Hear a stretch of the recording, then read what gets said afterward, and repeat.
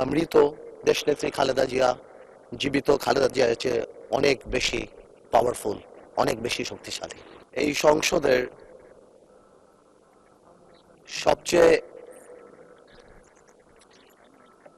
সৌন্দর্য হলো স্বৈরাচার সরকার, যার বিরুদ্ধে আমরা 15 বছর লড়াই করেছি, তাদের পক্ষের কোনো মানুষ এই সংসদে নেই।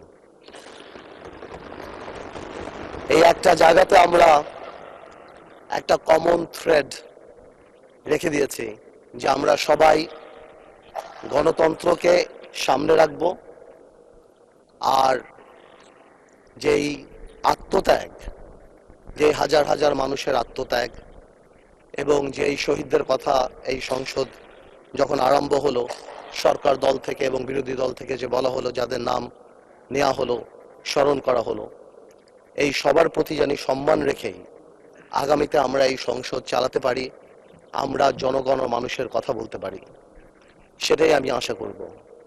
আমি দেশনেত্রী বেগম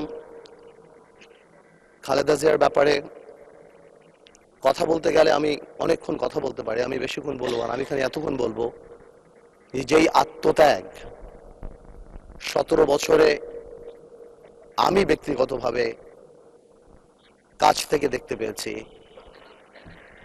যেই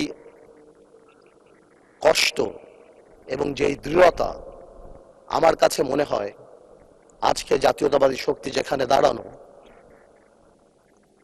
যে মরহুম বা মৃত দেশনেত্রী খালেদা জিয়া জীবিত খালেদা জিয়ার চেয়ে অনেক বেশি পাওয়ারফুল, অনেক বেশি শক্তিশালী। এবং আজকে এটাও মাথায় রাখতে হবে আমাদের সবাই যে কোনোভাবেও আমরা আমাদের দেশনেত্রীর এই আত্মত্যাগকে কোনোভাবেও আমরা আন্ডারমাইন না করি আগামী দিনগুলোতে।